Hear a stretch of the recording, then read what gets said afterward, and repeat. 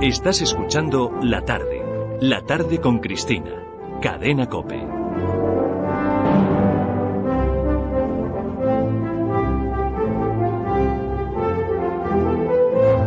Tiempo para recordar lo que somos, que pasa evidentemente a través de nuestra historia. Tiempo que nos brinda José Javier Esparza en su Historia de la Gesta de España, que tengo que decirles ya está en los kioscos. Y ustedes dirán, pero bueno, esto no es un espacio de COPE. Pues es que ahora lo tienen en libro. Si ustedes quieren recuperar todos los episodios que hemos ido comentando aquí en el programa y tenerlos además de una forma ordenada que les permita ofrecérselos a sus hijos, por ejemplo, o a los adolescentes, para que los ojeen, los estudien o para que sencillamente los escuchen de su boca, si usted previamente los lee, pues pueden hacerse con este libro, La Gesta Española, editorial Altera, autor José Javier Esparza. Muy buenas tardes. ¿Qué tal? Buenas tardes. ¿Qué Muchas tal ha ido ese libro? Pues la verdad es que ha sido fenomenal, porque en cuanto se ha distribuido ya ha habido que hacer una nueva edición porque pedían más los propios puntos de distribución antes de venderlos, es decir, que fenomenal. La Gesta Española, magnífico, con un extraordinario prólogo de Cristina López-Lichting. Bueno, extraordinario, no se lo pueden imaginar.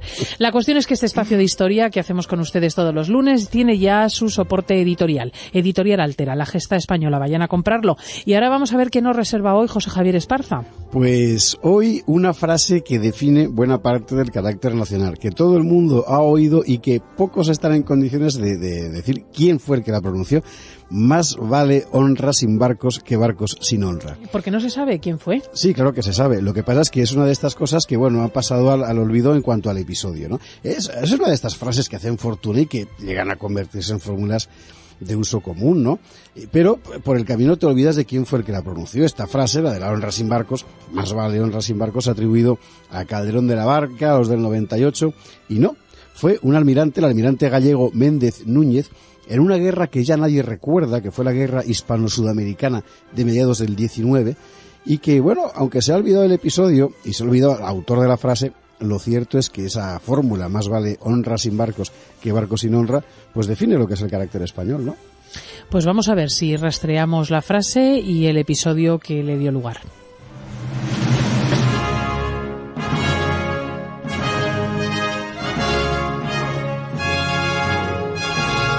Nos situamos en 1866, mitad del siglo XIX. No son nuestros mejores años.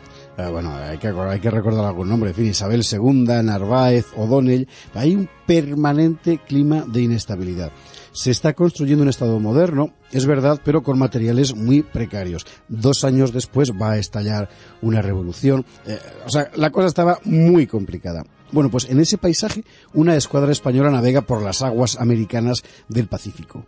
Yo creo que hemos hablado en alguna ocasión de esta expedición científica, ¿no lo hemos hecho? Hemos hablado de otra anterior que fue mucho más interesante, pero esta concretamente es la de 1800, que parte de 1862 desde Cádiz. ¿Sabes qué pasa? Que las grandes potencias, esto lo inventó Inglaterra, además, no España, hacían expediciones científicas que eran al mismo tiempo científicas político-militares. España hizo una gran expedición, que es la que aquí hemos glosado largo y tendido, que fue la expedición Malaspina, gran expedición Malaspina. Y esta era, desde el punto de vista científico, menos ambicioso, y como aquella tenía también una finalidad política y militar. Era científica, es decir, no era una broma. O sea, ya iban cartógrafos, recogían la flora y la fauna de los sitios, trazaban mapas, pero además tenían misiones políticas y militares muy concretas. Esta expedición de 1862, que eran dos fragatas y 2 goletas, la mandaba el contraalmirante Luis Hernández Pinzón, descendiente de los descubridores. Tenía una función política muy concreta, que era exhibir el poderío español, el poderío naval español, en los países del Pacífico americano, Perú, Chile, Ecuador, ¿no? Y así fue como en 1863 llega la escuadra de Pinzón al puerto del Callao, en el Perú. Pero entonces se empieza a liar.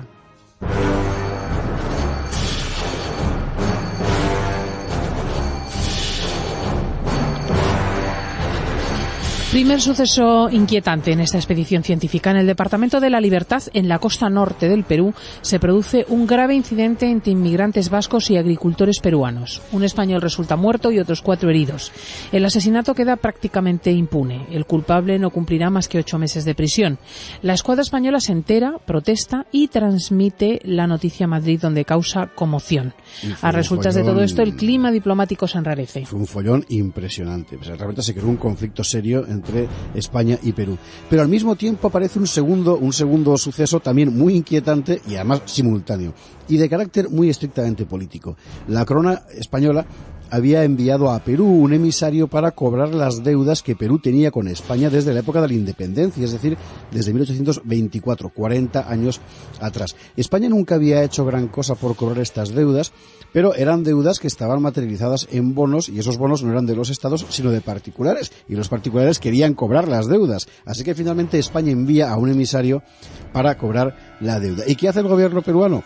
Pues el gobierno peruano dice que no reconoce la deuda, que no reconoce al emisario, y entonces ya el conflicto, que está avivado con el crimen aquel del Departamento de la Libertad, se agrava y se convierte en un choque inevitable.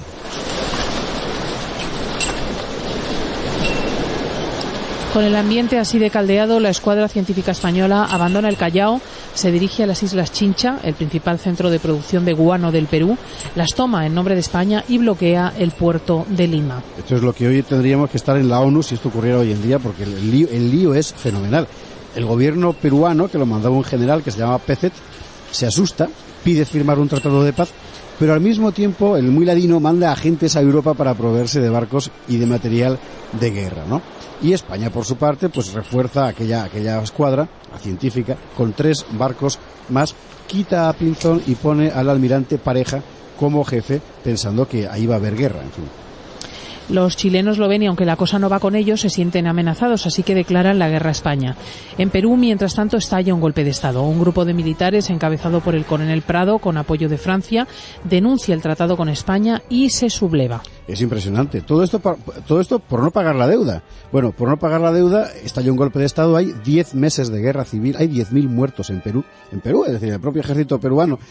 Al final, Pezet es depuesto, gana Prado, el que estaba apoyado por Francia, y este Prado declara también la guerra a España. Ecuador y Bolivia se suman y en diciembre de 1865 se puede dar por comenzada la guerra hispano-sudamericana. Te puedes imaginar el quilombo que dirían en Argentina. Es decir, realmente se organiza un follón extraordinario. Bueno, el nuevo jefe español en aquellas aguas, este Pareja del que hablábamos antes, que había nacido en Lima, por cierto, es decir, realmente aquello todavía había... En fin, bueno, es muy buen marino este Pareja, pero calcula muy mal sus fuerzas. Tiene que bloquear simultáneamente los puertos del Callao, el puerto de Lima, Valparaíso, en la costa chilena. Sus barcos son mejores que los suramericanos, pero los suramericanos están empezando a recibir los barcos que han comprado, los acorazados que han comprado en Inglaterra y en Francia. Y entonces Pareja envía una goleta averiada, inofensiva, en fin, la Covadonga, a un puerto en el centro de Chile. Esta goleta, la Covadonga, es capturada por el enemigo. Pareja se desespera y se pega un tiro en la cabeza. ¡Qué horror! Y se suicida. Bueno, es decir, que si todo estaba siendo ya bastante grotesco y sórdido y amenazante, ahora todavía más. Y es entonces cuando Madrid decide designar como jefe de la flota española allí a un nuevo marino, y es aquí cuando entra en escena este almirante gallego Méndez Núñez.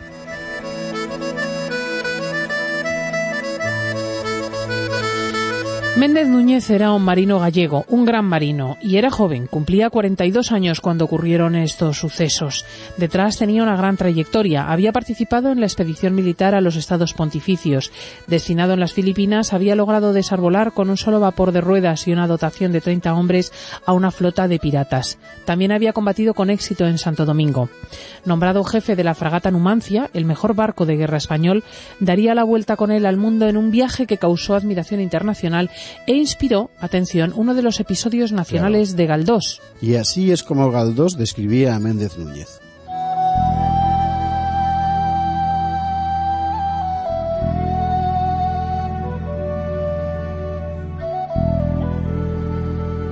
Era don Casto Méndez Núñez, de estatura mediana tirando a corta, recio y bien plantado. Sobre su rostro moreno vagaba siempre, en ocasiones ordinarias, un mirar dulce y una vaga sonrisa. Su voluntad de hierro no era de las que tienen por muestra al exterior un entrecejo duro, ni su voz, robustecida en las conversaciones con el viento y la mar, llegó a perder las blandas inflexiones gallegas. Lo primero que hace Méndez Núñez es intentar recuperar la Covadonga. Envía diversas expediciones, pero sin éxito, y entonces cambia de estrategia. Eso es. lo que hace es situarse frente al puerto de Valparaíso y insta a los chilenos a devolver el barco. Y dice que si no lo hacen, bombardeará la ciudad. Pero en Valparaíso había dos escuadras extranjeras. Había una escuadra británica y otra escuadra norteamericana que andaban metiendo la nariz por allí, y los anglosajones dicen que si los españoles bombardean, ellos intervienen. Claro, se crea una situación delicadísima. Pero Méndez Núñez no está haciendo esto por libre, es decir, él sigue las órdenes que le han dado desde Madrid, ¿no? Y es justamente en su respuesta a Madrid, cuando recibe estas órdenes, cuando pronuncia la célebre fórmula de la honra sin barcos. Lo hizo así, de esta manera.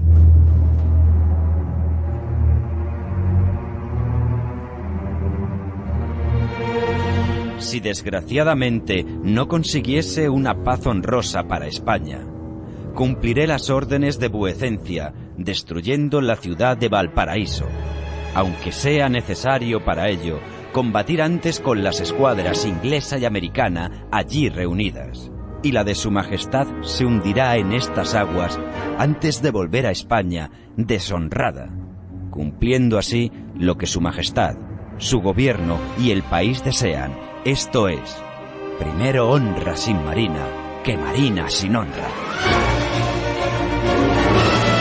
Cuando los norteamericanos redoblen sus advertencias, Méndez Núñez les va a contestar lo mismo. Más vale honra sin barcos que barcos sin honra.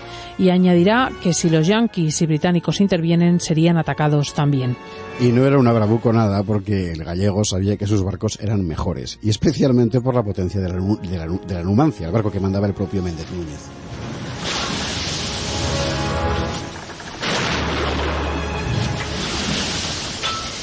Y por otra parte, es que realmente era una cuestión de honra. España tenía razón en el litigio, la deuda que Perú se comprometió a pagar. Y además los chilenos habían capturado un barco español. Claro. Méndez Núñez advirtió con tiempo para que se evacuara la población civil. En 4 días, 40.000 personas salieron de la ciudad. Y el 31 de marzo de 1866 comenzó el bombardeo de Valparaíso. Sí, atacan específicamente los barcos españoles, objetivos muy concretos, que son la aduana, la intendencia y la estación de ferrocarril. Y tal como Méndez Núñez preveía, los americanos y los ingleses se quedan quietecitos y se limitan a mirar.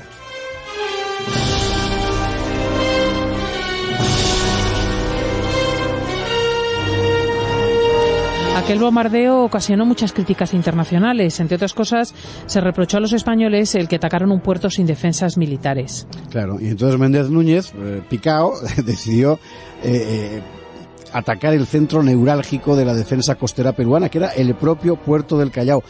Densamente fortificado, lo habían atiborrado de artillería unos ingenieros ingleses, y bueno, fue el 2 de mayo de 1866. En aquella época se pensaba que los buques de guerra, por acorazados que fueran, como era la Numancia, no tenían nada que hacer frente a una buena fortificación. Y aquí Méndez Núñez iba a demostrar que no. Primero, como hizo en Valparaíso, avisó para que se evacuara la población. Quedaron muchos civiles, pero porque el gobierno peruano los enroló como fuerza de choque, pensando que los españoles iban a desembarcar. No querían desembarcar los españoles, querían simplemente cañonear. Y eso es lo que hubo, un cañoneo intensísimo, 6 horas de bombardeo.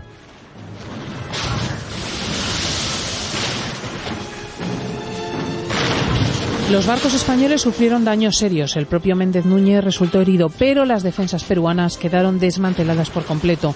Y destrozado el Callao, los españoles abandonaron la zona. Lo que es interesante es que esta batalla en realidad pues no tuvo ni vencedores ni vencidos. La propia guerra suramericana terminó sin un vencedor, claro. Tú estás hoy en Perú y en Chile, y los peruanos y los chilenos se atribuyen la victoria. Es decir, que esta guerra la ganaron ellos. Pero a los españoles también se le atribuyen, porque las flotas chilena y peruana quedaron para el arrastre.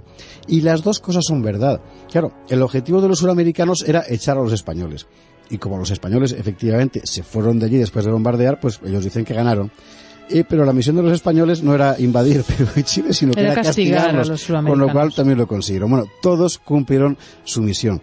Luego, Perú intentó una operación de castigo contra España en Filipinas, que le salió mal. Habían asesorado a los norteamericanos, le salió mal porque los americanos se echaron atrás en el último momento, y de hecho fue en Washington donde se firma el tratado del armisticio indefinido entre España y la coalición suramericana entera, Perú, Chile, Ecuador y Bolivia. Luego España y Perú firmarían una paz que ya sería definitiva hasta nuestros días. Pero, ¿sabes? Luego serán Perú y Chile los que entren en guerra entre sí. En fin.